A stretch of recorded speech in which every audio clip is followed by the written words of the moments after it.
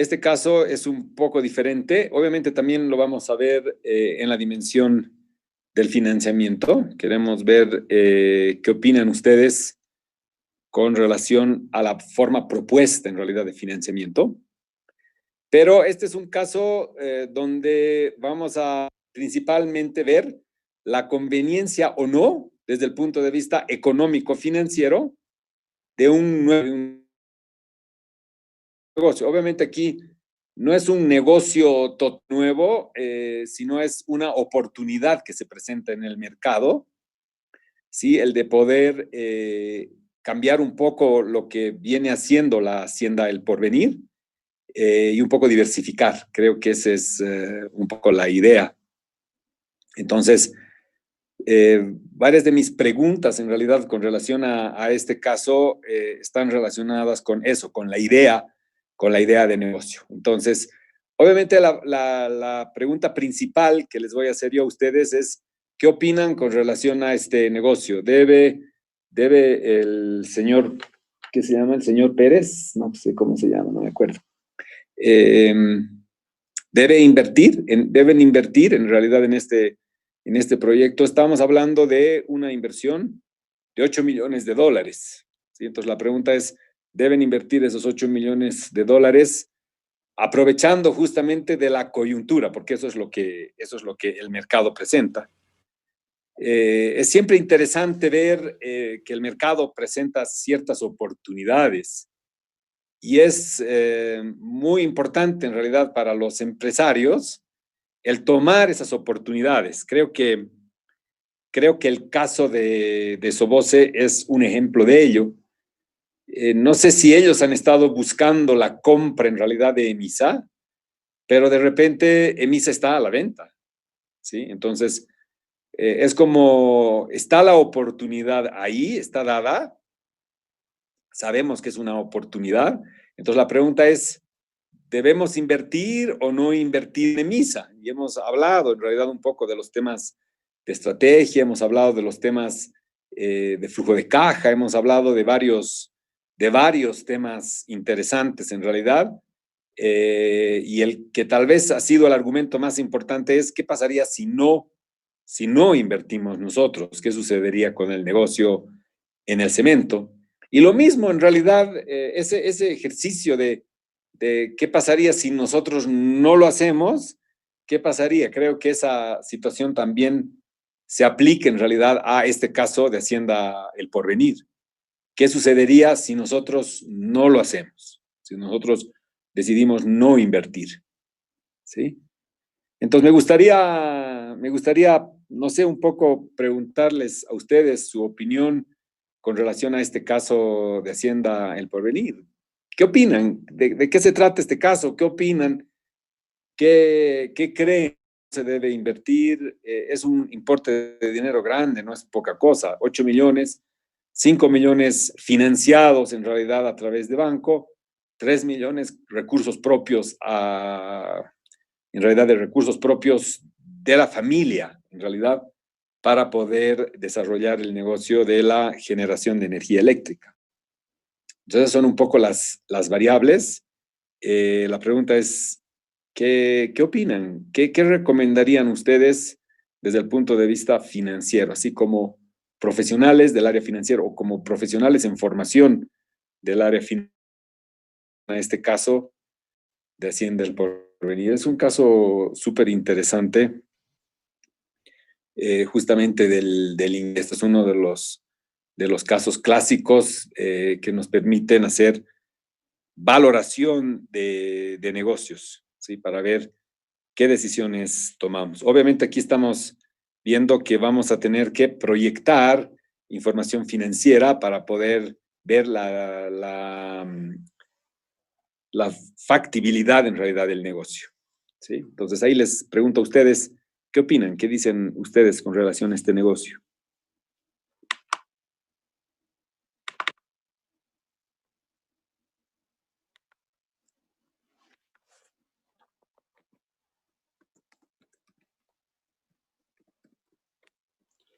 Bien, se desconectó, parece, se cortó la comunicación, pero bueno, vamos a comenzar nuevamente con con esta pantalla, con esta pizarra.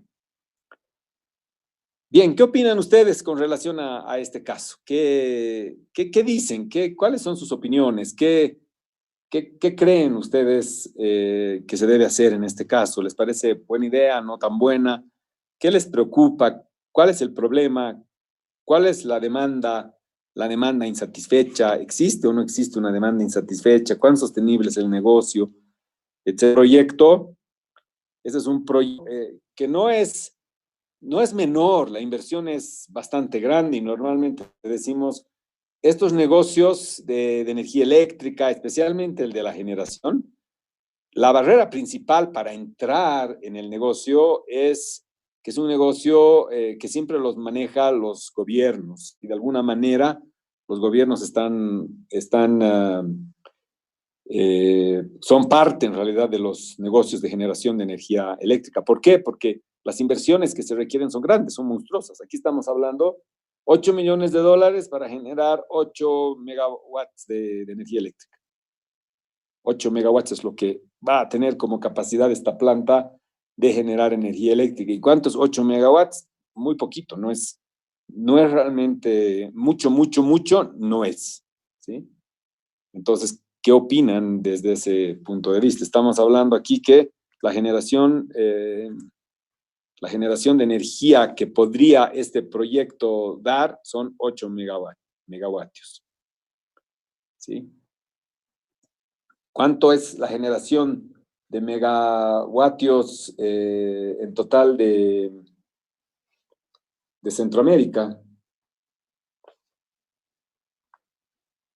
¿Cuánto es la generación total de megavatios? 1.645 megavatios es la generación total en el año, ¿sí?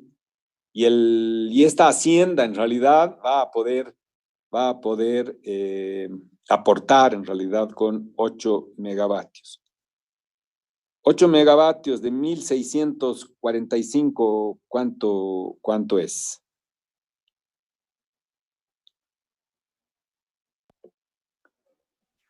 Un 200avo, ¿sí? 0,2%, 0,2% en realidad es lo que podríamos aportar aproximadamente. Sí, 0,2%. Buenas noches, ingeniero. Buenas noches. Sí, bueno, leyendo un poco el, el texto, bueno, pienso que la inversión, ¿no? La inversión de 8 millones de dólares para un proyecto de esta envergadura es riesgosa tomando en cuenta las características del proyecto en sí, ¿no? El hacer un proyecto de este tipo implica hacer mucho movimiento de tierras, obras civiles, implica el tema ambiental, que seguramente, no sé cómo será en Costa Rica, pero siempre son cuestiones difíciles de sobrellevar, ¿no? Entonces hay un riesgo desde mi punto de vista de ese tipo, es un riesgo social, pero que sin embargo el hecho de cubrir solo una parte muy pequeña de la demanda total de Costa Rica, no sé si es tan viable o no, ¿no? Habría que ver. Exacto, bien, pero totalmente cierto. Es una obra de construcción grande, no es una obra pequeña, ¿sí? Entonces estamos hablando de que para invertir esos 8 millones de dólares necesitamos hacer grandes trabajos, ¿sí? Desde desviar un río, digamos, ¿no? Desde desviar un río, desde encauzar en realidad un río, comprar megaturbinas para poder cambiar en realidad la energía en energía eléctrica, ¿sí? Entonces, no es un proyecto así sencillo en realidad de materializar, pero tiene algunos elementos que son súper interesantes que ahorita los vamos a ir viendo, ¿sí?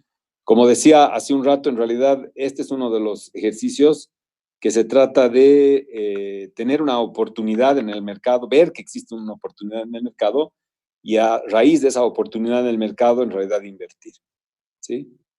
Bien, el caso habla prácticamente de que la empresa estatal que se llama ICE, la empresa estatal que se llama ICE, tiene en realidad prácticamente toda la capacidad para satisfacer la demanda de energía eléctrica de todo el país, ¿sí? Lo que no puede, en realidad, o lo que cree que siente, es crecimiento, ¿sí? Entonces, estamos apuntando a que hay una oportunidad, en realidad, en función a que realmente exista un crecimiento en la demanda de energía eléctrica, ¿sí? Entonces, lo grueso, la demanda como tal, o sea, esos 1.645 megavatios, 1.640 vatios de generación de energía, esos en el Instituto Centroamericano de Energía están resueltos, ¿sí? La empresa o el consorcio en realidad tiene la capacidad de generar esa cantidad de energía y esa es la cantidad de energía general que se requiere en el país. Y aquí solamente nos estamos subiendo en realidad a lo que es el crecimiento como tal. Obviamente, para poder la empresa lograr ese crecimiento, que más o menos es del 5%, 6%, el crecimiento en realidad es del 6% en promedio, ¿sí?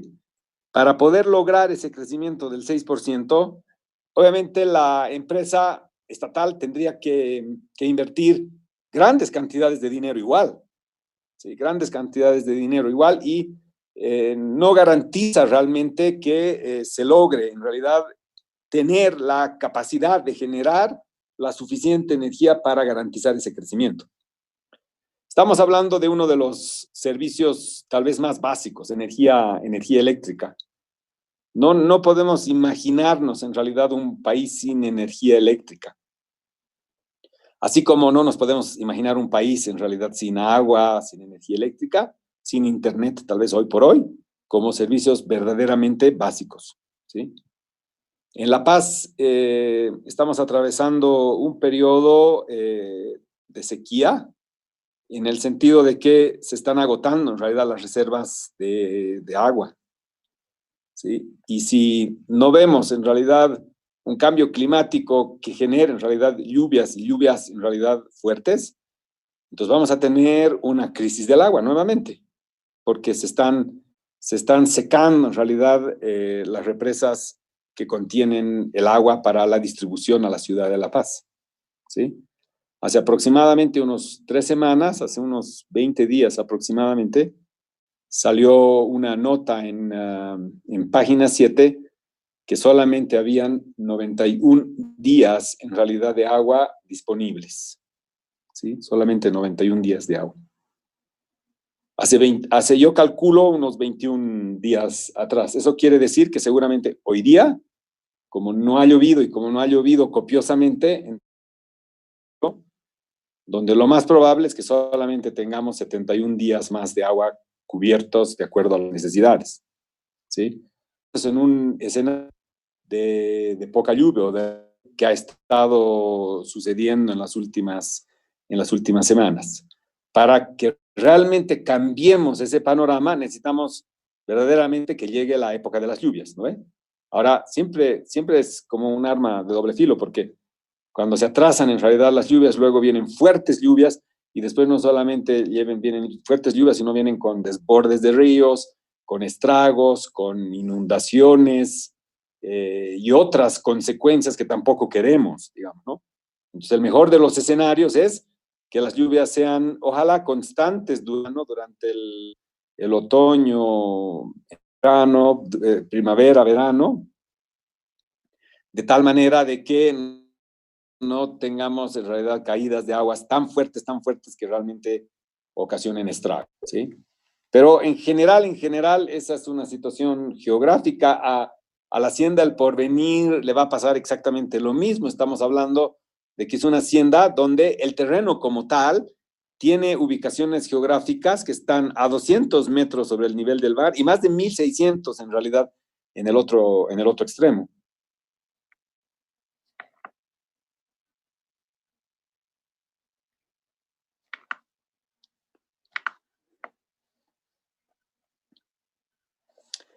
Bien, entonces, esta situación de las lluvias y de acumulación de agua, etcétera, etcétera, es una complicación y es difícil en realidad también apostar todo a las condiciones siempre climáticas. Si sabemos los negocios, cómo sufren en realidad con el tema de situaciones climáticas.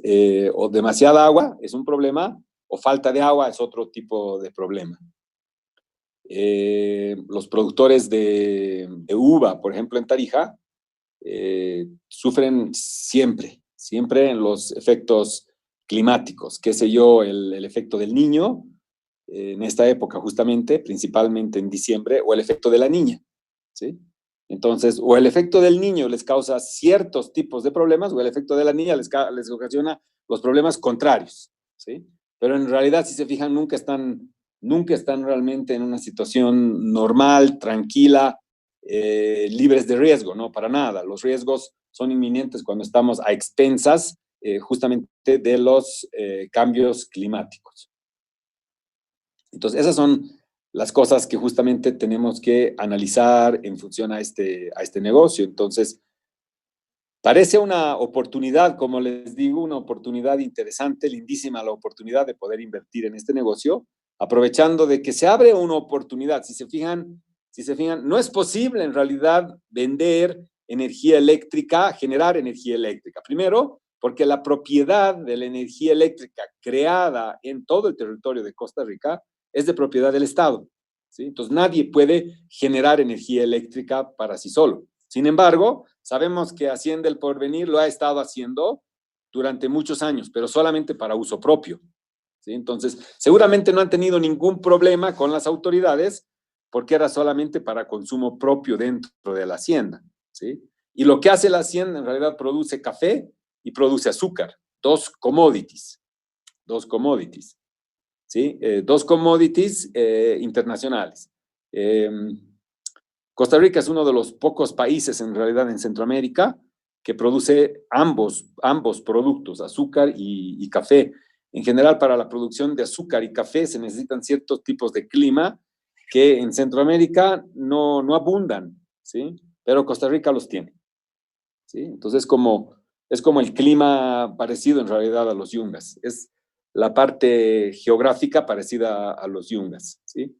Desde altas montañas en realidad hasta donde está el río, estamos hablando que pueden haber una diferencia de 1.000 y pico metros de profundidad, ¿sí? Y eso es exactamente, entonces imagínense una hacienda que efectivamente está en una zona como esa, como los yungas. Bien. Bien, ¿algún comentario más? ¿Algo que quisieran decir con relación a este caso en función a la lectura, en función al análisis? Eh,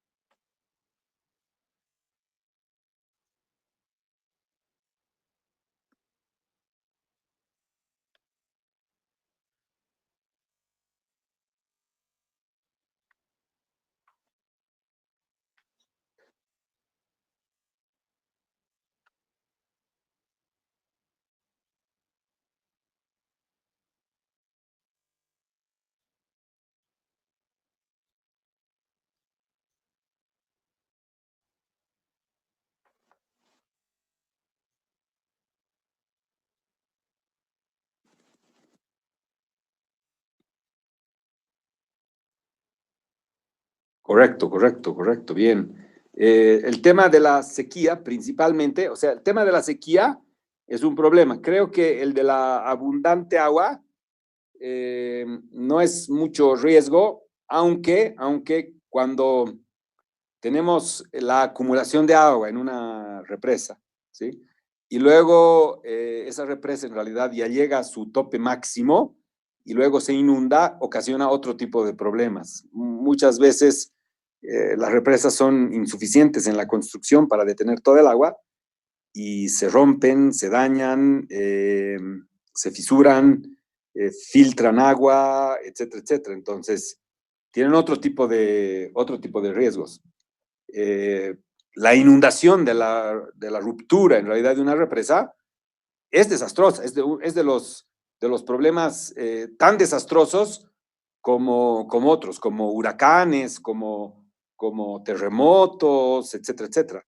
Sí, obviamente, aquí estamos hablando de una represa que no es verdaderamente grande, no es la principal en realidad en Costa Rica, pero igual estamos hablando de un tipo de riesgo que es diferente. Entonces vamos a ver que sí tenemos riesgos en el tema de la sequía. En el tema de la sequía no podríamos cumplir en realidad con esa demanda insatisfecha, ¿sí?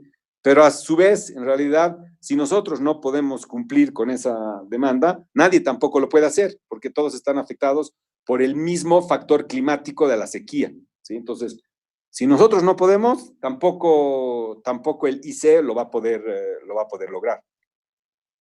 Creo que ahí una de las cualidades es la ubicación geográfica, ¿sí? Privilegiada, que es el norte, en realidad, hacia el Océano Pacífico. Ustedes saben que Costa Rica tiene frontera, en realidad, con el Océano Pacífico y también con el Océano Atlántico al otro lado. ¿Sí? Y tiene una diversidad climática como pocos países en realidad tienen. Entonces tiene dos costas diferentes, dos costas diferentes. Bien, entonces aquí estamos hablando que el efecto del niño, que es un efecto del Océano Pacífico exactamente, podría llegar a afectar en realidad a Costa Rica, aunque no sé bien si realmente podría llegar hasta Centroamérica el fenómeno del niño. Sé perfectamente que, por ejemplo, llega de alguna manera hasta Ecuador y que es muy posible en realidad que llegue a Panamá. En otra oportunidad vamos a hablar de la producción de camarones, por ejemplo, en Centroamérica, y vamos a ver que esa también está expuesta a ciertos niveles de cambios, ¿sí? Pero efectivamente esa ubicación geográfica en el Pacífico hace más bien que si hay una sequía generalizada, no necesariamente se tiene una sequía en esa ubicación geográfica específica, porque ahí sí hay como más cantidad de lluvia en general, más cantidad de acumulación de agua. Entonces, normalmente decimos, el resto del país va a sufrir más en realidad en un periodo de sequías que este negocio, ¿sí? Que este negocio como tal. Bien, entonces sí, son efectos que debemos en todo tiempo. Algo más que a ustedes les llame la atención o que les preocupe, digamos, con relación a este negocio. Creo que la decisión no es así del todo un sí, sí, sí o un no, no, no, ¿no ve? Creo que tenemos así a priori, sin entrar en mucho detalle, como que es un negocio súper interesante, grande, o sea, le está cayendo como una oportunidad de un negocio lindo en realidad a la Hacienda del Porvenir, como decían al principio, para diversificar su negocio, pero por el otro lado vemos también una serie de orígenes que afectan en realidad el riesgo del negocio, ¿sí? Ahora, yo ya les había adelantado las estadísticas en realidad de emprendimientos. Este emprendimiento es grande, es monstruoso en realidad con su inversión, no es poca cosa. Para una hacienda, para una familia, para un núcleo familiar, en realidad es mucho dinero. 3 millones de dólares, ellos tienen que colocar de su bolsillo 3 millones de dólares y van a financiar 5. ¿Sí? Entonces, no es poca cosa, evidentemente es harto. Entonces, se ve como prometedor, es un negocio prometedor en función a que es un negocio relacionado con el servicio básico. ¿sí? Con el servicio básico. Y por el otro lado, en realidad, estamos hablando de que existen muchos riesgos, ¿sí? Entonces, todos los negocios, todos los nuevos negocios, siempre los vamos a analizar más o menos de la misma forma. Primero vamos a ver el sector, la industria, un poco las características de la propuesta, etcétera, etcétera, las cosas buenas, las cosas malas. Luego vamos a hacer una evaluación económico-financiera, ¿sí? Y una vez que tengamos esos resultados económicos financieros, vamos a administrar en realidad los riesgos. Como tal, un plan de negocios tiene toda esa parte. Esta es como una idea de negocio, bien interesante. ¿Sí? Ahora la pregunta es, ¿debemos invertir o no debemos invertir en este equipo, en este proyecto hidroeléctrico? Bien, bien. Algunas cosas no estuvieran en el caso, como que cambiarían. Ya tal vez no sería verdaderamente un caso. Hemos visto casos antes y que son momentos por los que están pasando las empresas y por eso son casos que ameritan en realidad un estudio, ameritan que los maestrantes aporten con sus ideas, aporten en realidad al desarrollo de los negocios. Y ese es este ejercicio. Entonces, que la decisión no es tan sencilla, no es tan sencilla. Entonces, si decimos sí invertir, decimos sí invertir, pero la verdad es que hay riesgos y hay riesgos grandes. Si decidimos no invertir, decimos, pero es un negocio, es una oportunidad. ¿Cómo vamos a dejar pasar esta oportunidad que el mundo, que la vida nos está dando, en realidad para desarrollar un negocio en nuestra puerta? ¿Sí? O sea, en nuestra puerta, donde estamos, donde vivimos, ahí nos está dando la vida, la oportunidad de un negocio. Entonces, ¿cómo no lo vamos a considerar? ¿Cómo lo vamos a dejar pasar? Entonces, esa es esta situación que sucede en proyectos como este, ¿sí? Bien, bien. Bien, algunas cosas que quiero volver a escribir acá, la tasa de crecimiento del 6%, esa es la tasa del crecimiento promedio, en realidad, que se ha estado dando durante los últimos años, de los años 90, ¿sí? Y esa capacidad, en realidad, de que solamente nosotros vamos a poder, en realidad, 8 megavatios general, justamente para poder realizar esa tasa de crecimiento. Si se ve, el crecimiento es del 6%, nosotros podemos en realidad ofrecer 5% de ese 6% ya el primer año. Entonces, el primer año podemos efectivamente colaborar en realidad con ese crecimiento. Sin embargo, nuestra participación no es que va a resolver el problema de la demanda insatisfecha, para nada, para nada. El problema en realidad en generación de energía es que se requiere mucha inversión. Ese es el dato del caso. Necesitamos 400 millones sobre los 700 millones de dólares que ya el ICE de deuda, ¿sí? Para poder enfrentar este crecimiento de 6%. O sea, para poder crecer constantemente a razón de 6% sobre lo que ya tenemos, en realidad necesitamos una inversión de 400 millones. Entonces, obviamente, si comparamos esos 400, que costaría al ICE el poder lograr ese crecimiento. La inversión que tenemos en realidad de 8 millones es una ganga. ¿Sí?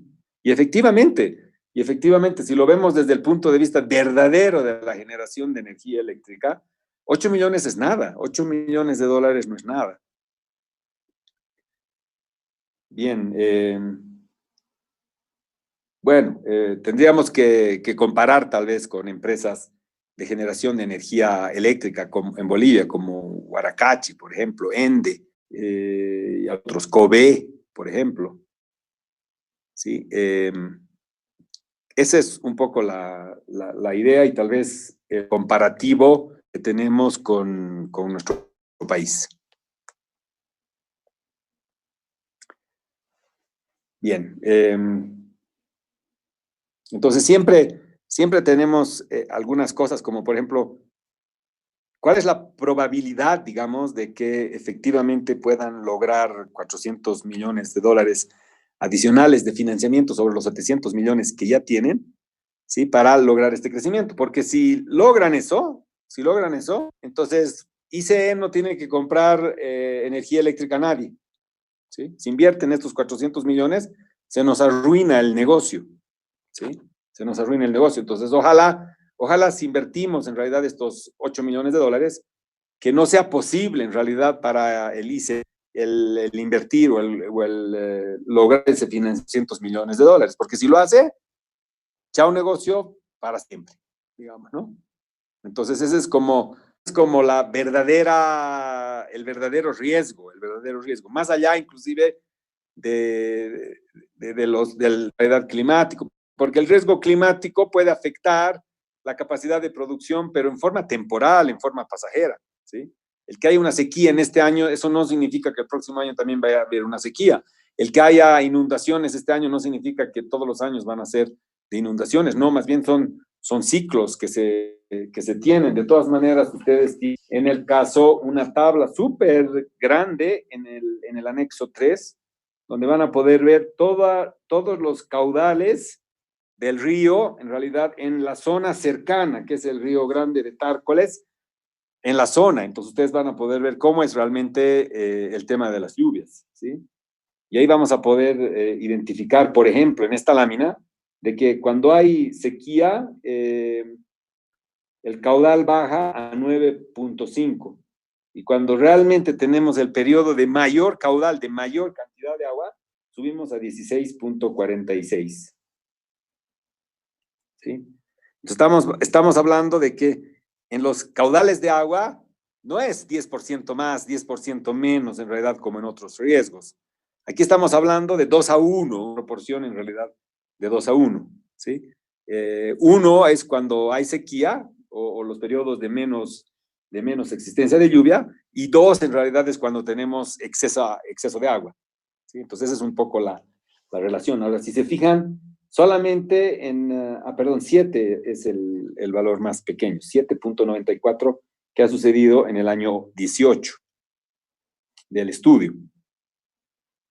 Bien, sigo en el anexo 3 del ejercicio que ustedes lo tienen ahí a la mano.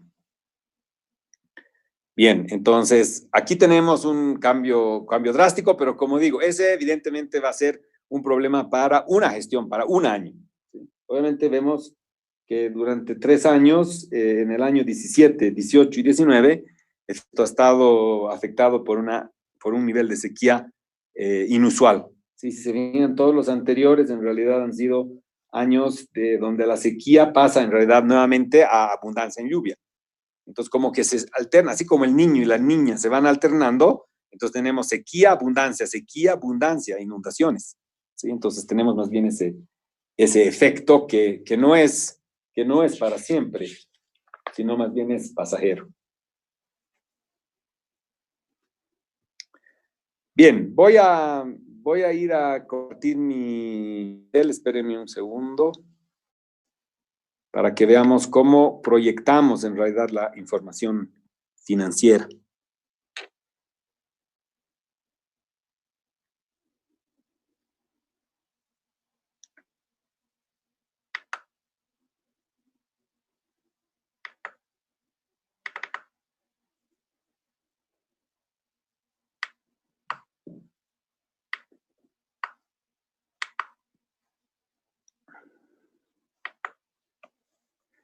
Bien, algunos datos importantes. Acá, el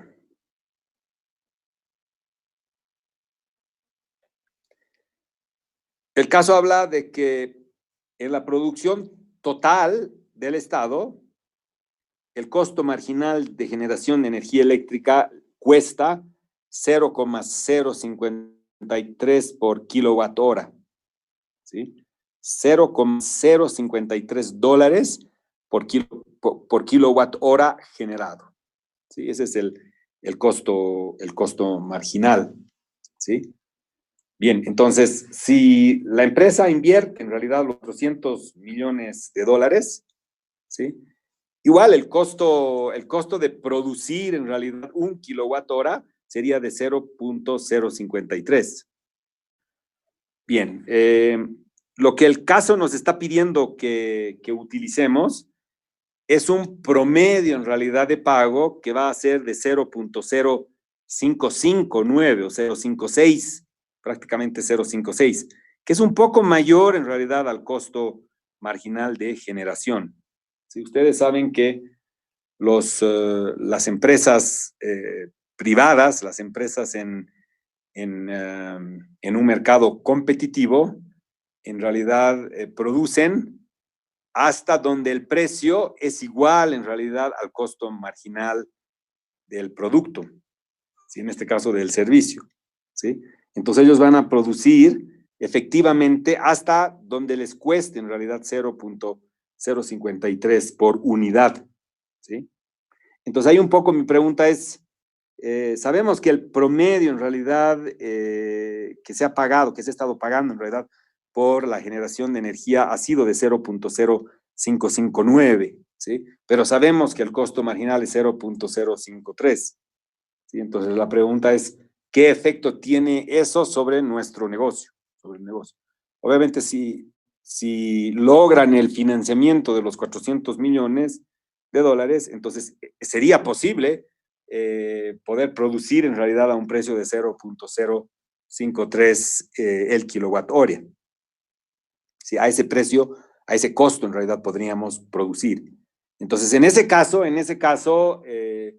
la gente no, bueno, ICE no compraría en realidad energía que sea más costosa que ese precio, ¿sí?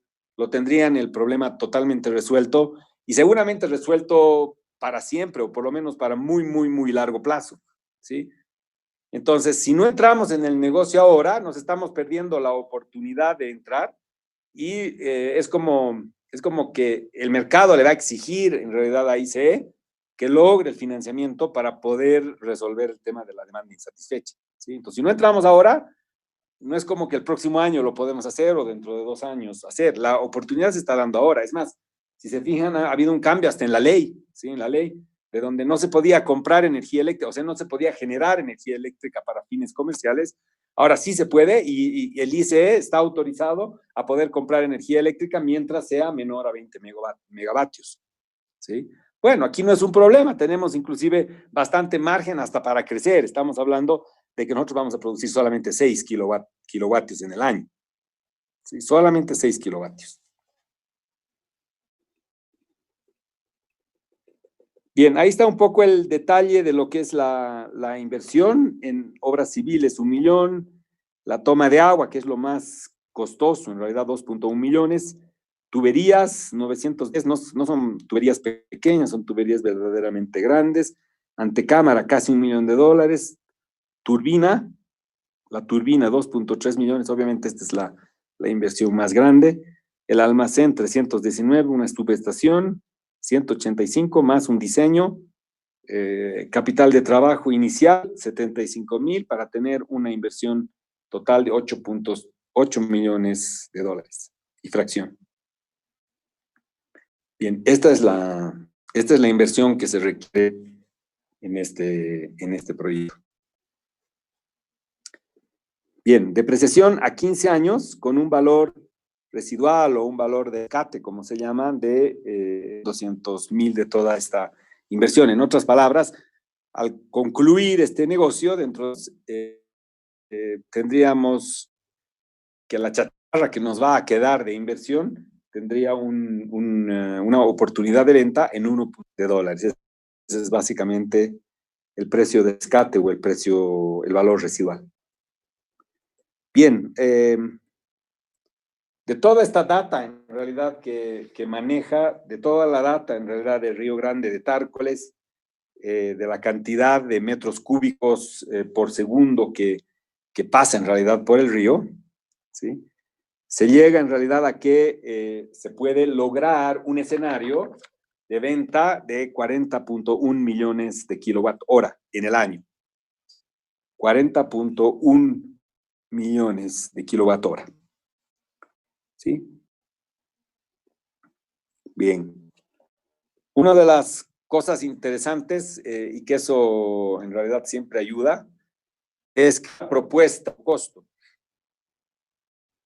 Hemos hablado de las líneas aéreas de bajo costo y hemos dicho, las líneas aéreas de bajo costo, una ventaja y una ventaja comparativa que podría ser sostenible en el tiempo. ¿Sí? El bajo costo, siempre es una muy idea, siempre es una oportunidad. Las líneas aéreas de bajo costo lo han demostrado y lo han vuelto a demostrar y siguen demostrando, hasta en condiciones de epidemia, siguen demostrando en realidad que el bajo costo premia. Premia en cuanto a la eficiencia y premia en cuanto al riesgo. Vemos cómo las líneas aéreas no solamente que están premiadas porque realmente lo están haciendo bien, sino que realmente premian en el sentido de que el negocio no se viene abajo, no está marcha atrás, digamos. Más bien todo lo contrario, el bajo costo como realmente tiene siempre buenas oportunidades. Y aquí creo que vale la pena resaltar el hecho de que estamos encaminándonos a un negocio de basto. ¿Sí? Ahorita vamos a ver las proyecciones, pero el costo de la gente aquí es de $125,000 nomás en el año. ¿Sí? Más 35,000 en gastos operativos, algunos derechos de 10,000 y una tasa impositiva de 100.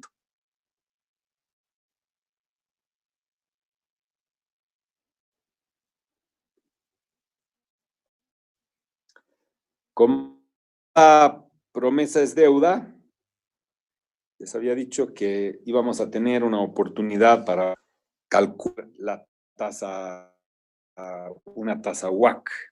¿Sí? Entonces aquí tenemos justamente esa oportunidad de poderlo hacer y además tenemos que hacerlo para poder valorar en realidad los y poderlos descontar justamente al valor de la tasa WACC. Entonces, ¿qué es tasa WACC?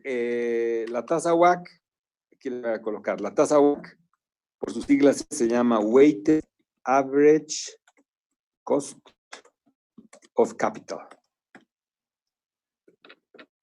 Weighted Average Cost of Capital. En otras palabras, costo promedio ponderado de capital. ¿Sí? Costo promedio con capital. Entonces, ahí viene mi primera pregunta para ustedes. ¿Qué es capital? ¿Qué entienden ustedes por capital? ¿Qué es capital? A ver, imagínense, cierren los ojos y vean, imagínense, ¿qué es capital? ¿Qué entendemos por capital? ¿Qué será capital? Inversión inicial para algún... Eso es parte del capital, la inversión inicial. ¿Sí? La inversión inicial es parte de nuestro capital. ¿Sí? Bien, eso es parte de lo que es el capital. Normalmente nos referimos, voy a poner un nuevo negocio. ¿Sí? Y la siguiente pregunta es, ¿cuánto capital necesita el negocio? ¿Sí? ¿Cuánto capital necesita ese negocio? Entonces, efectivamente, la respuesta va a ser, este negocio necesita 8 millones. ¿Sí? 8 millones. Bien, y ese es el capital, en realidad, a veces decimos como el capital de arranque, ¿no ve? Cuando hablamos de emprendimientos necesitamos un capital de arranque, pero ese es exactamente eso. Entonces, sí, dentro del valor de nuestro capital, en realidad de largo plazo, obviamente está este concepto de que si vamos a arrancar un nuevo negocio, necesitamos un capital y financiar ese capital. ¿Sí? ¿Con cuánto vamos qué inversiones realmente necesitamos realizar ahora? ¿Sí? ¿Y de dónde vamos a sacar esos recursos para poder hacer esa inversión? Entonces, totalmente cierto, esa es la inversión inicial, pero no confundamos en realidad la inversión inicial con lo que es capital. ¿Sí? En realidad la palabra inversión no es capital. Inversión no significa capital. ¿Sí? Bien. Pero evidentemente todo el volumen de dinero que necesitamos invertir en este caso es el capital, ¿sí? O sea, si no juntamos 8 millones de dólares de capital, nos olvidamos de este proyecto, ¿no ve? Necesitamos al menos 8 millones de dólares para que este proyecto sea viable, ¿sí? Entonces, efectivamente, esta es la inversión inicial que nos está diciendo el caso. Entonces, aquí lo que nos está diciendo que de capital se requiere 8 millones de dólares, ¿sí? 8 millones de dólares. Eso es lo que realmente se requiere en cuanto a capital. Bien, bien. Entonces, vamos a ir viendo, vamos a ir tomando en realidad decisiones para ver cómo se va a financiar esa inversión inicial de 8 millones de dólares. Bien, el capital en realidad, como lo hemos estado viendo nosotros en el módulo anterior, el capital es igual a los recursos de largo plazo. ¿Sí? En otras palabras, el capital es la deuda de largo plazo, ¿sí? Y el patrimonio patrimonial son las dos fuentes de financiamiento de largo plazo, porque normalmente el capital, en realidad lo mencionamos como el capital de largo plazo, para diferenciar en realidad de otros capitales, como el capital de trabajo, que es un capital de corto plazo, ¿sí? Entonces aquí estamos hablando del capital de largo plazo, y ese es el concepto que vamos a aplicar en este ejercicio. Entonces, ¿qué es el capital? El capital es el capital de largo plazo, es la deuda más el patrimonio, ¿sí? Y eso coincidentemente en este ejercicio va a ser la inversión inicial que tenemos que realizar, porque estamos diciendo que en deuda vamos a financiar, o con deuda vamos a financiar 5 millones.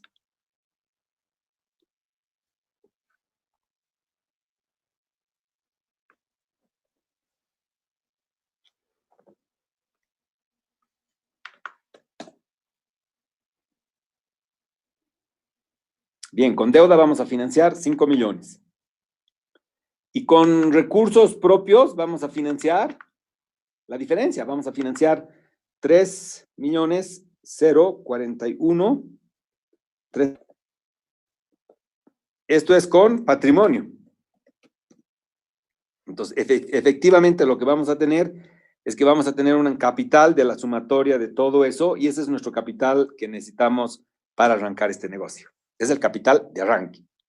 Los 8 millones 41 mil que los hemos demostrado, que en realidad aquí está descrito en para qué es esa cantidad de dinero, y con un capital de trabajo que no es gran cosa, 75 mil, eso no nos lleva ni siquiera a la mitad del año. El capital de trabajo ni siquiera lo podemos utilizar mitad de año. Entonces este negocio tiene que generar ingresos en realidad rápido, porque solo tenemos 75 mil dólares en capital de trabajo. Eso no nos aguanta ni la mitad de un año. Bien, entonces, efectivamente, nuestro capital va a estar compuesto por dos fuentes de financiamiento.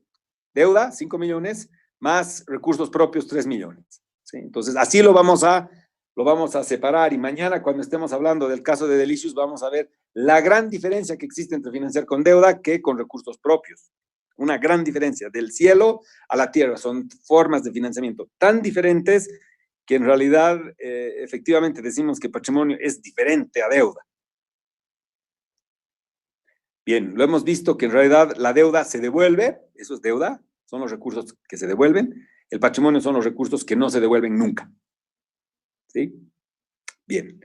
Entonces, lo que estamos diciendo es que necesitamos calcular el costo promedio ponderado del capital. Entonces, si sabemos que el capital es de 8 millones de dólares, o por lo menos el capital inicial es de 8 millones de dólares, queremos distribuir cuánto nos cuesta en realidad esos 8 millones de dólares, o cuánto nos va a costar esos 8 millones de dólares. Ese es el WACC, esa es la tasa WACC. ¿Cuánto nos va a costar anualmente el financiar esos 8 millones de dólares? Los 8, no los 5, no los 3, sino los 8, porque ese es nuestro capital. Entonces, lo que vamos a hacer es, vamos a separar en realidad lo que es deuda, los 5 millones, de lo que son recursos propios, y cada uno en realidad, si se fijan, va a tener un costo diferente. ¿Sí? La deuda, por ejemplo, tiene una tasa de 10% fija cada año. ¿Sí? Mientras que los recursos propios el socio dice que quiere un rendimiento de al menos 15%.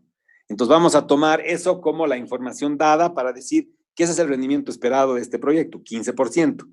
Entonces, la deuda tiene que cubrir su costo del 10% y los recursos propios tienen que cubrir su costo del 15%. ¿Sí? Ahora aquí el escudo fiscal es clave, ¿sí? Es clave porque si nos cuesta en realidad 10% nominal, en realidad la deuda, eso vamos a tener que pagar como intereses, pero tenemos un beneficio impositivo que es justamente el beneficio que hemos estado diciendo relacionados con el escudo fiscal, de que si tenemos intereses extras a nuestro negocio del azúcar y del café, si tenemos intereses extras que pagar, obviamente eso nos va a reducir significativamente la utilidad y por lo tanto vamos a reducir también el pago de impuestos que tenemos que realizar. ¿Sí? Entonces, ¿qué es lo que vamos a decir? El costo evidentemente es el 10% de 5 millones, ¿sí? Pero le vamos a aplicar el factor fiscal 1 menos T. Acuérdense que T es 30%.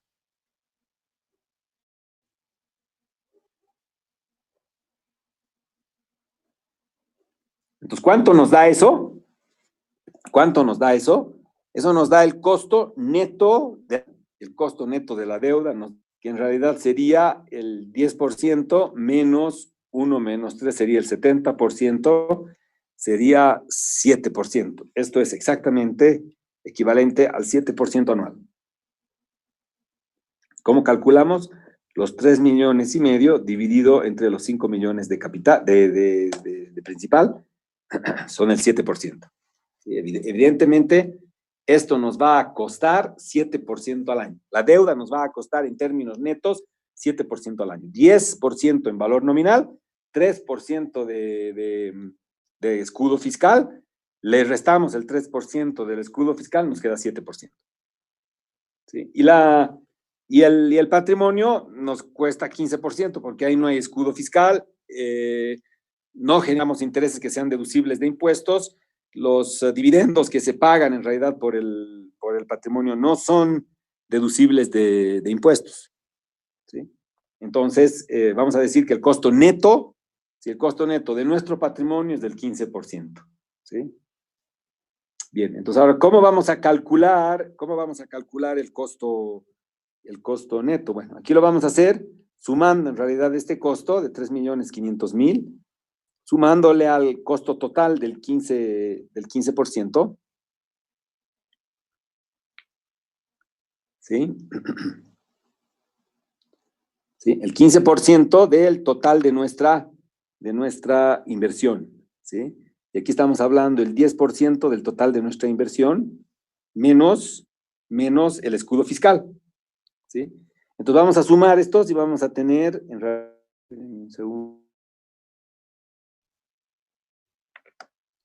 aquí está la fórmula, estamos sumando en realidad el costo neto, ¿sí? Dividido entre la inversión total.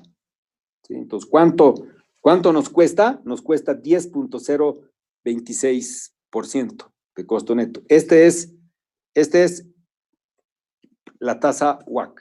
10,026 es la tasa WACC. La otra forma de poder calcular esto es decir que estamos financiando 5 millones y que eso nos cuesta en realidad 7%, más 3 millones y eso nos cuesta multiplicado por, y eso nos cuesta 15%, y todo eso dividido entre los 8 millones totales. Entre los 8 millones totales. Y los 8 millones totales, bueno, vamos a decir, dividido entre la sumatoria de, nuevamente, esto más esto. Los 8 millones. Entonces, ¿cuánto nos da? Nuevamente nos da el mismo resultado, 10,026.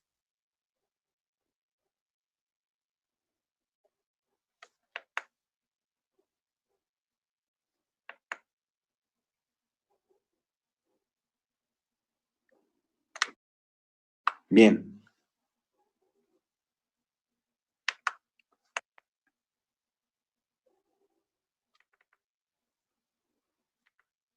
Bien, estamos hablando de que de esa otra forma de cálculo también nos está diciendo 10,026. Obviamente lo que hemos hecho es Primero, calcular el costo de cada fuente que compone en realidad nuestro capital, ¿sí? Cuánto cuesta cada una de esas partes en nuestro capital, y luego lo vamos a multiplicar en realidad por su proporción, ¿sí? Por su proporción, en cuánto corresponde en realidad al capital total.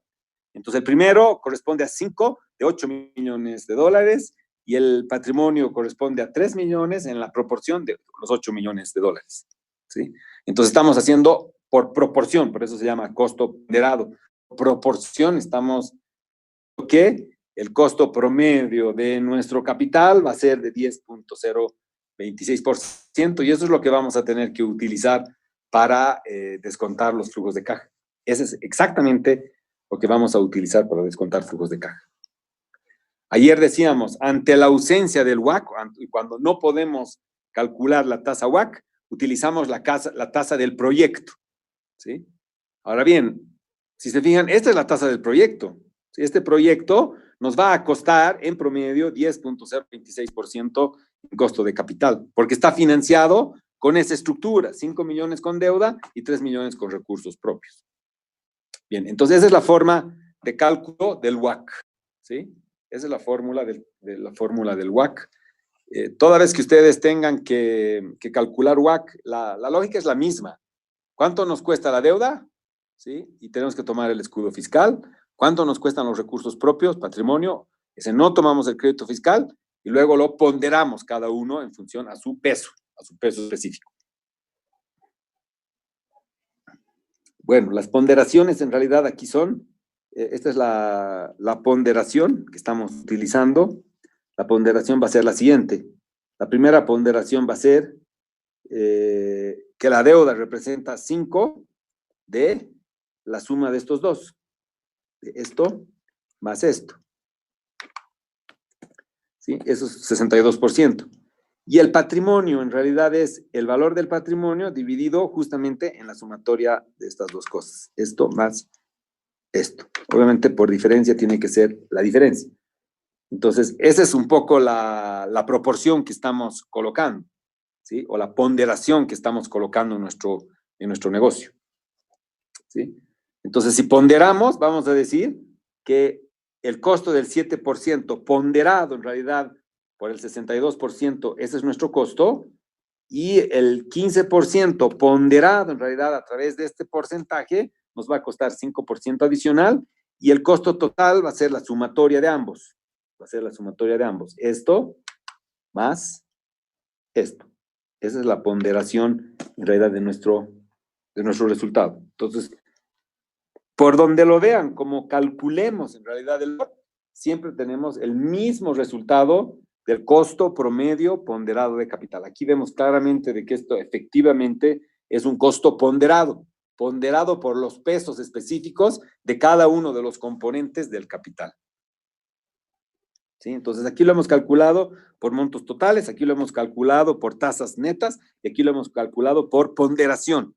Son tres formas diferentes para calcular la tasa WACC. Los tres caminos nos conducen al mismo resultado de la tasa WACC, al mismísimo resultado de la tasa WACC.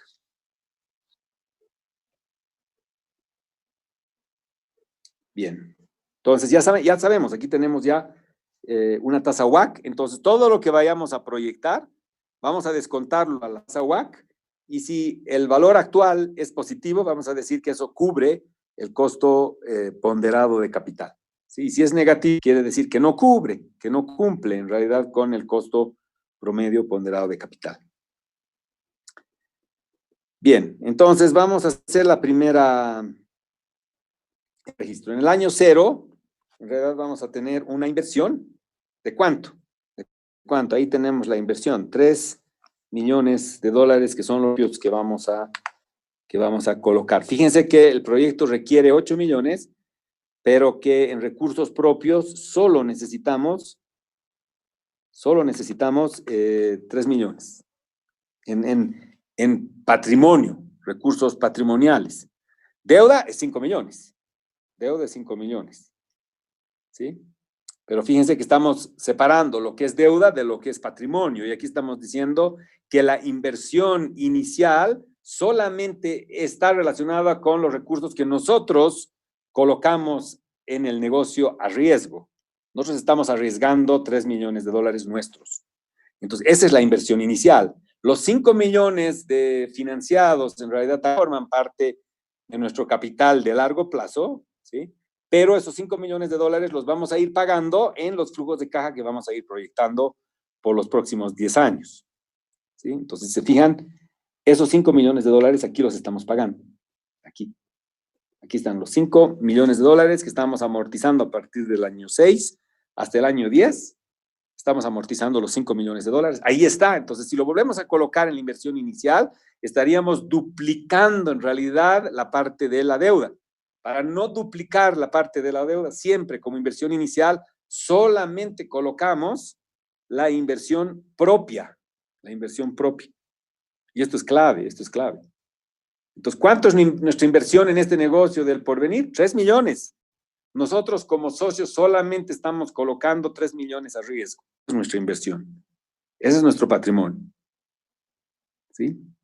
Los 5 millones, en realidad, el banco nos está ayudando y por lo tanto eso es nuestro apalancamiento financiero. Es parte de nuestro capital, pero no son nuestros recursos propios.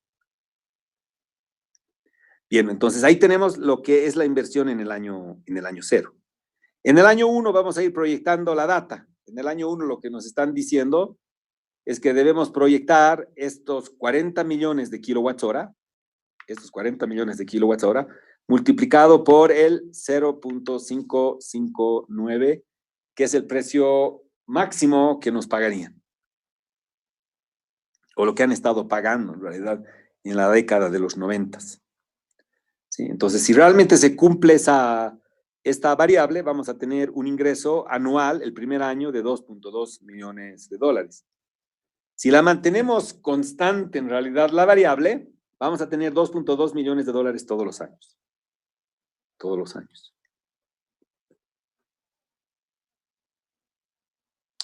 Bien, el costo de lo vendido, el costo de ventas, en realidad, no sé si es realmente un costo de ventas, pero este es el costo operativo.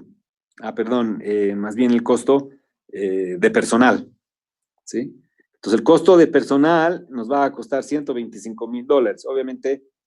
Obviamente estas proyecciones aquí necesitan ver cómo cambia en función a la inflación. Entonces, uno de los riesgos que debemos incorporar o debemos considerar es justamente cómo es la inflación en este país y en este negocio, ¿sí? Entonces, aquí estamos hablando de que el costo va a ser fijo, lo vamos a dejar como un costo fijo, pero sabemos que los costos nunca son fijos, verdaderamente. Y lo mismo con los gastos de operación, que parecen ser fijos, los vamos a dejar como fijos, y los derechos también los vamos a tener como fijos. Entonces nos va a dar, y la depreciación. Estamos asumiendo que toda la inversión, los 8 millones, menos el valor de rescate, lo vamos a depreciar todo eso en 15 años. Aquí tenemos la fórmula aquí arriba. Entonces eso quiere decir que cada año vamos a depreciar $456,000 en depreciaciones. Bien, con eso vamos a calcular el beneficio antes de intereses y tributos, ¿sí? Bien, ¿qué es el beneficio antes de intereses y tributos? No es otra cosa que el ingreso menos los costos y menos las depreciaciones y amortizaciones. Por eso se llama beneficio antes de intereses.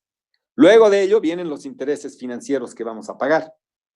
Inmediatamente luego de ello. ¿Sí? Entonces aquí tenemos los intereses que vamos a pagar. ¿Cuántos son los intereses? La tasa del 10% por los 5 millones de dólares que tenemos en este proyecto. $500,000 intereses cada año. Cada año, mientras no paguemos capital, tenemos 1, 2, 3, 4, 5 años de gracia y vamos a tener a partir del 6º año recién la amortización de $1 millón. Pero aquí estamos pagando por el costo de la deuda $500,000. Bien, el capital lo vamos a considerar en realidad acá, simplemente para que no nos olvidemos. Aquí están los 5 millones que estamos amortizando en los últimos 5 años del proyecto, ¿sí? Y por diferencia, en realidad, vamos a tener el beneficio antes de tributos, que el beneficio antes del tributos, en realidad, es simplemente el beneficio antes de intereses y tributos menos los intereses. Si se fijan en el trabalenguas, en realidad, de la palabra, beneficio antes de tributos, es lo mismo que el beneficio antes de interés y tributos, menos interés. Le quitamos el interés, ¿qué nos queda? VAT, nos queda beneficio antes de tributos. ¿Sí? Solamente le vamos a restar los intereses. ¿Sí? Aquí le estamos restando los intereses, los 500,000 estamos restando al 1.600.000 y tenemos en realidad un beneficio antes de tributos de 1.1 millones de dólares. Bien, esa es nuestra base, lo que denominamos la base imponible para el pago de impuestos. Bien, ustedes con seguridad saben lo que es la base imponible para el pago de impuestos, principalmente del IUE. Esta es la base imponible, 1.1 millones de dólares el primer año, y calcular en realidad el 30%, que es la tasa impositiva en Costa Rica, vamos a tener una utilidad neta de 782,000 dólares, y acuérdense, tenemos que convertirlo esto a flujo de caja. Fíjense que aquí estamos haciendo una herramienta diferente en realidad en este proyecto, ¿sí? Ya no estamos calculando en realidad por costo adicional o costo marginal, estamos proyectando todo el flujo de caja. ¿Cuánto va a ser nuestro ingreso? Nuestro ingreso va a ser de 2.2 millones de dólares. ¿Cuánto va a ser nuestro gasto? Nuestro gasto va a ser todo esto. ¿Y cuánto nos va a dejar netas? Netas nos va a dejar 782,000 dólares el primer año. Entonces, fíjense que aquí lo que estamos proyectando son beneficios. Es flujo de caja positivo. No como en los anteriores casos que hemos estado viendo y en el análisis a través de flujos de caja más bien negativos, costos adicionales. Costos adicionales. Bien, entonces tenemos que para calcular el flujo de caja, acuérdense cuando hemos hablado del flujo del lunes, hemos dicho que el flujo de caja libre en realidad es la utilidad neta más las depreciaciones y amortizaciones, menos lo que se amortiza a capital, menos las inversiones programadas o las reinversiones. Bien, entonces vamos a tener eso, vamos a calcular el flujo de caja libre acá.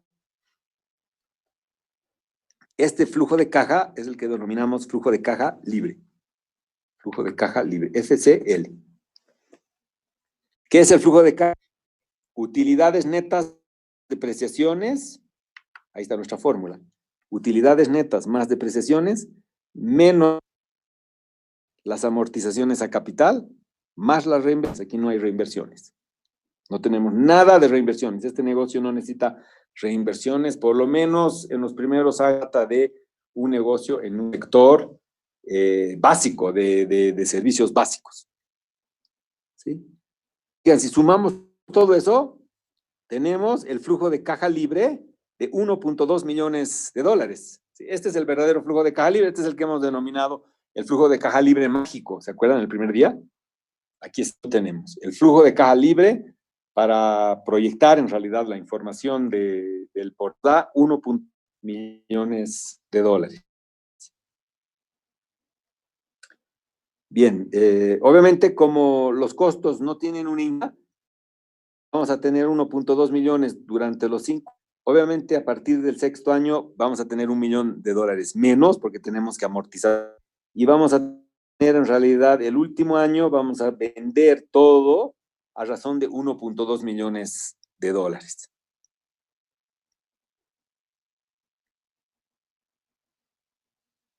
Así opera el valor de rescate o el valor residual. Lo consideramos al finalizar en realidad nuestro proyecto. Ahí va el valor final. 1.2 millones de dólares está acá. Se los estoy marcando en realidad en la pantalla arriba.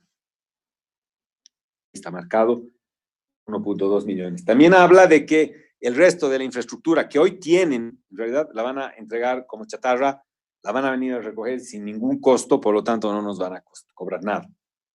No nos van a dar nada, pero tampoco no nos va a costar nada.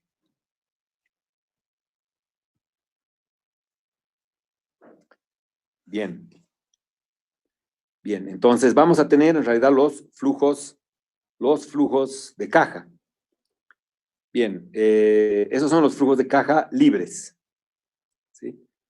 Entonces, con esos flujos de caja libre vamos a poder calcular el valor actual neto. Y aquí sí podemos calcular un verdadero valor actual neto. ¿Cuál es la fórmula para calcular el valor actual neto? El valor actual neto va a ser igual al valor presente de los flujos de caja descontados menos la inicial. ¿sí? Entonces aquí está la fórmula. NPV es Net Present Value, la fórmula para calcular el valor presente, ¿sí? De todo esto, de todos estos flujos de caja, ¿sí? Los que estamos marcando, ¿sí? Sí, menos la inversión inicial, pero aquí la inversión inicial la hemos colocado con signo negativo. Por eso le estoy colocando un signo positivo acá, para ver que efectivamente estamos restando. Porque si pusiera menos y en el otro lado le he puesto menos, le estaríamos sumando. Y la idea es no sumar, sino es una inversión que tenemos que descontarla. ¿Sí? Entonces, ¿cuánto es el valor actual neto de este negocio? 2.9 millones de dólares es el valor presente. Eso es lo que vale hoy día este proyecto del Porvenir. 9.6, 2.9 millones de dólares. Aquí con este proyecto también podemos calcular la tasa interna de retorno. ¿Qué es la tasa interna de retorno? La tasa interna de retorno hace que estos flujos de caja que estamos proyectando, el valor presente de estos, sean iguales en realidad a nuestra inversión inicial, ¿sí? En otras palabras, lo que queremos saber es a qué tasa tenemos que descontar nuestros flujos de caja para que el valor presente sea igual a nuestra inversión.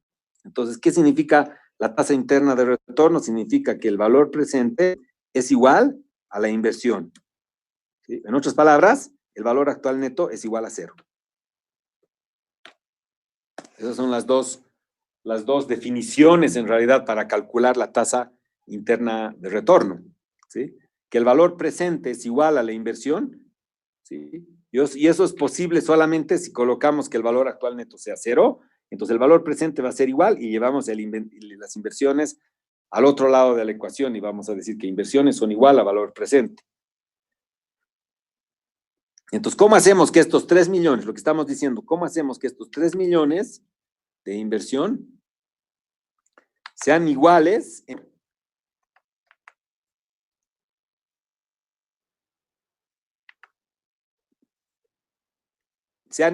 en valor a todos estos flujos de caja que vamos a generar por los próximos 10 años?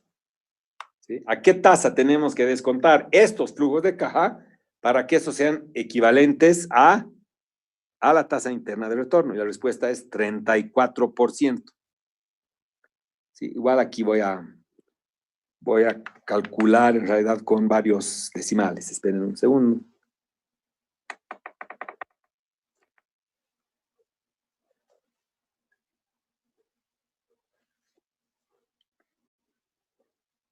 Bien, aquí lo que voy a hacer es calcular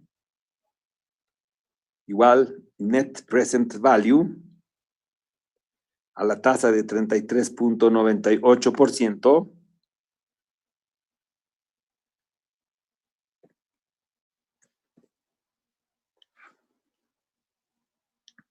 Todos estos flujos de caja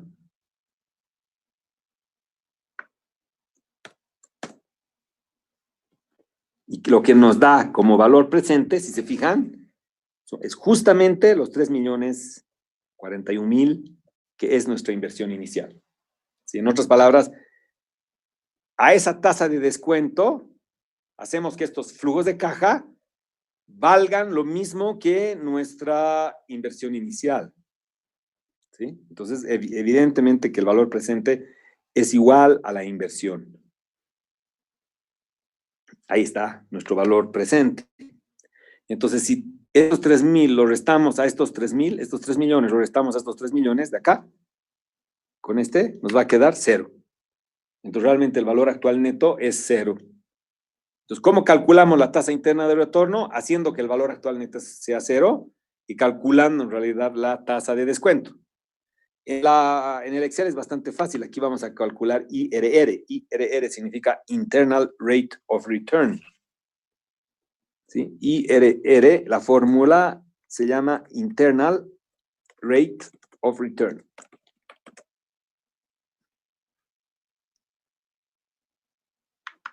Internal Rate of Return.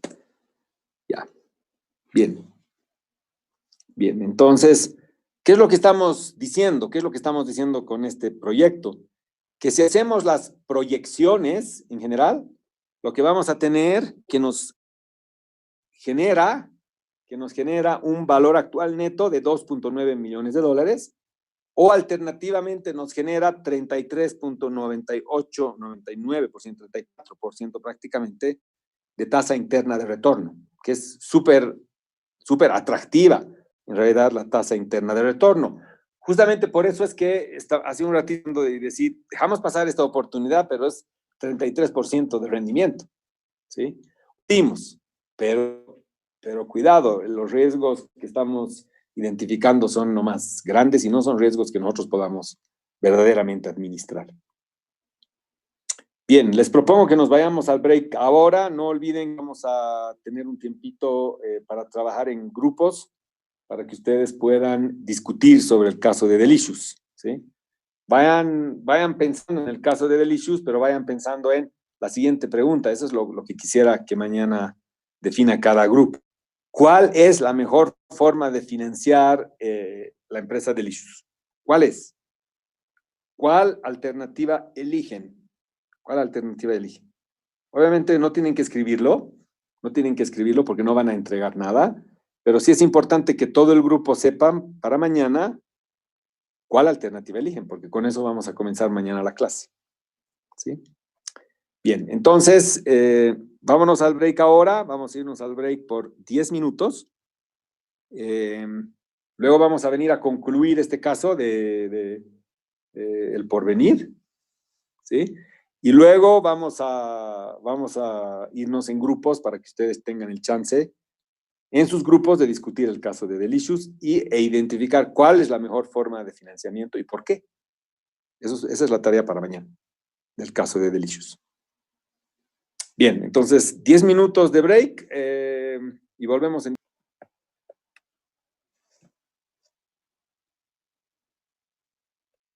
Estos socios en realidad se contentarían con 15%, es de ahí de donde hemos sacado la tasa WACC, ¿no? Hemos dicho, este negocio va a ser rentable si es que genera un costo promedio ponderado del 10%, ¿sí? Y lo hace, y genera. ¿Y por qué genera? Porque los flujos de caja son muy interesantes, ¿sí? Bien, ¿qué significa 33% de tasa interna de retorno? Significa un muy buen nivel de rendimiento, el doble de lo que estás esperando en realidad, ¿sí? Eso quiere decir que tienes márgenes para solventar en realidad procesos en los que las cosas no salgan como las esperas, ¿sí? Entonces, si de repente no hay tanta lluvia como tú esperas, obviamente eso no te va a permitir generar toda la cantidad de energía que crees que vas a generar, pero mientras no sea mayor al 33%, entonces todavía vas a generar recursos positivos, rentabilidad positiva, ¿sí? Eso es lo que nos está diciendo en realidad este 33%, que tenemos márgenes de movimiento para movimientos adversos, cualquier movimiento adverso que sea, ¿sí? Bien, pero eso que les estoy describiendo, en realidad es la representación justamente del riesgo, ¿sí? Entonces, en otras palabras, lo que nos está diciendo es que este negocio tiene margen para moverse adversamente hasta el 33%. Entonces, normalmente decimos lo que les decía al principio. Si yo les digo que este proyecto les va a generar 33% de rendimiento todos los años, cada año, durante los próximos 10 años, suena excelente, ¿no ves? Suena excelente, suena como muy, muy atractivo. Pero la contraparte en realidad es la siguiente. Si yo les digo que este negocio va a generar 33% de pérdida cada año durante los próximos 10 años, ¿qué dirían? ¿Qué dirían si este negocio genera pérdidas equivalentes al 33%? Lo que les estoy tratando de decir es que ese 33%, ¿cómo lo interpretamos? Lo interpretamos como genera rendimiento, pero a la vez genera riesgo. 33% es un indicador de rendimiento, pero 33% es un indicador de riesgo. Entonces, evidentemente, este negocio, como lo han dicho ustedes desde el principio, tenemos que entenderlo como un negocio de alto riesgo. De alto riesgo. Genera alto rendimiento, pero a la vez es un negocio percibido como un negocio de alto riesgo, ¿sí? 33% significa alto riesgo. Si fuera un negocio que nos generaría una tasa interna de retorno del 10 o del 12%, entonces te diría, es de bajo riesgo porque la tasa interna de retorno no es tan alta. Mientras más alta sea la tasa interna de retorno, más riesgo está asumiendo el negocio. Ahora bien, ¿de dónde se generan los riesgos? Bueno, ustedes han dicho, primero de las lluvias. No podemos controlar la lluvia, no podemos controlar, si en Bolivia no podemos controlar la lluvia hoy día, menos podemos controlar para la generación de energía eléctrica. No podemos controlar lluvias. ¿Sí? Segundo, no podemos controlar el hecho de que hoy está abierto, por ejemplo, la compra de energía eléctrica de privados. ¿Qué pasa si el gobierno mañana cambia de opinión y cierra? ¿Sí? No sé, alguien en el grupo ha mandado el decreto a través del cual deroga el decreto firmado por el anterior gobierno, mediante el cual se extendía la vigencia o el plazo en realidad para la administración de Fundempresa. ¿Sí? Bien, eso es un riesgo, esto es algo parecido. ¿Qué pasa si alguien viene y deroga ese decreto y dice, no, este es un error, en Costa Rica, todos de energía eléctrica son de propiedad del gobierno, independiente de quién los genere, porque así dice la ley. Entonces, ¿qué pasa si hay una derogación en realidad del decreto supremo que habilita y faculta en realidad al ICE a poder comprar de productores en realidad privados independientes? ¿Sí? Entonces estamos hablando de riesgos que ponen un fin en realidad a nuestro negocio. ¿Sí? Bien. Otras situaciones como por ejemplo la sensibilidad. ¿Qué sucede? ¿Qué sucede en escenarios de sensibilidad? Si tenemos más lluvia o menos lluvia, podemos vender más o podemos vender menos. ¿Sí? Esos escenarios evidentemente son interesantes mientras podamos vender. ¿Sí? Entonces, mientras no se derogue en realidad el decreto supremo, como que en nuestros países sucede. ¿Sí? Bien, pero en general, ¿cómo interpretamos en realidad el riesgo? Lo interpretamos, y esto lo vamos a volver a ver, este es como un adelanto a lo que vamos a ver en el próximo módulo. Vamos a ver que riesgo en realidad está representada por cada una de estas celdas en las que estamos proyectando información sin tener certezas. ¿Sí? Eso quiere decir que cada una de estas celdas o la información que tenemos en cada una de estas celdas representa incertidumbre. ¿Sí? Incertidumbre. ¿Será que realmente este 2 millones depende de dos variables? La primera es el precio. ¿Será que realmente nos van a pagar 0.559? ¿Será? Cuando ellos dicen que su margen en realidad es de 0.53, su costo marginal. Entonces ellos están dispuestos a reconocer 0.53. Entonces, evidentemente, tal vez habría que hacer un escenario de qué sucede si solamente podemos lograr 0.53. ¿Sí? Que tal vez no es tan dramático. Si nos vamos a un escenario de qué sucedería si solamente nos pagan 0.53, no es tan dramático. Son $100,000, $120,000 en realidad de diferencia. ¿Sí? Bien, solamente con relación a ese precio. ¿Sí? Pero eso tampoco está garantizado. Y la otra es, ¿realmente en promedio vamos a poder generar 40 millones de kilowatts hora? ¿Sí? ¿De dónde se ha sacado esta información? ¿Sí? Evidentemente es en función a los caudales que hay en la zona aledaña, etcétera, etcétera. Pero esos caudales realmente se convierten en esta cantidad de kilowatts hora.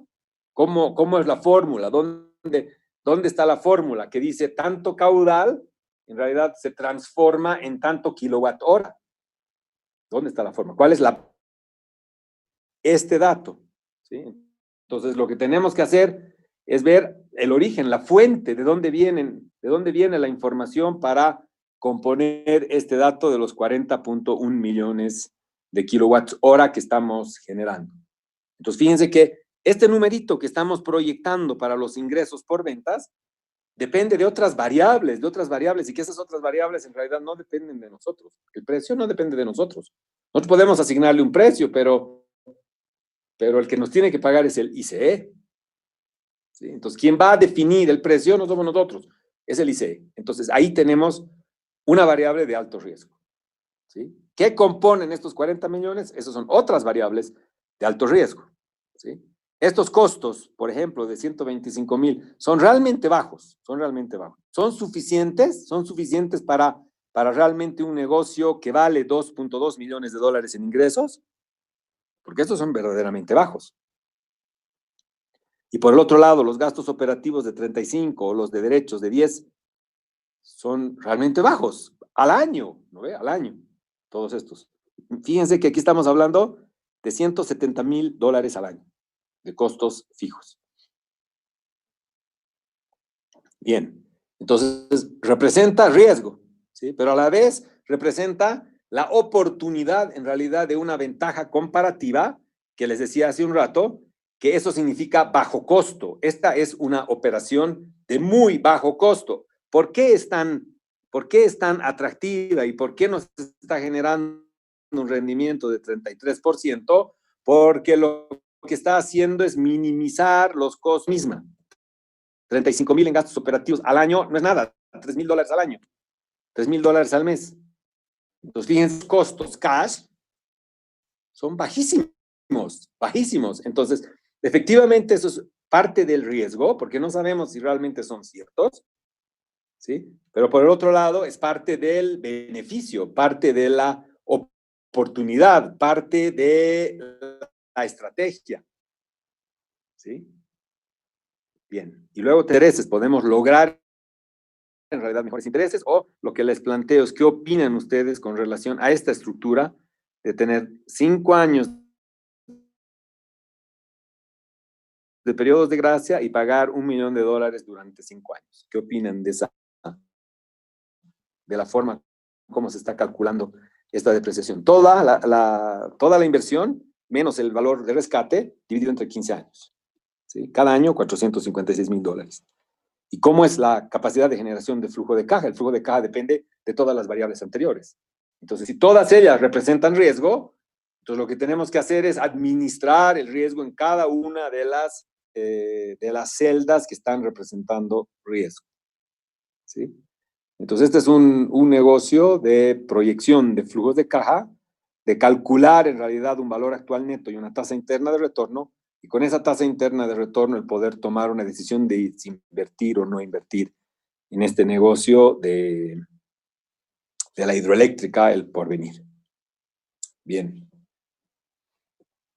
Bien, nos vamos a quedar ahí con el caso del Porvenir. Mañana lo vamos a concluir, vamos a hacer las conclusiones finales al inicio y luego nos vamos a dedicar en realidad de pleno al caso de Delicious, ¿sí?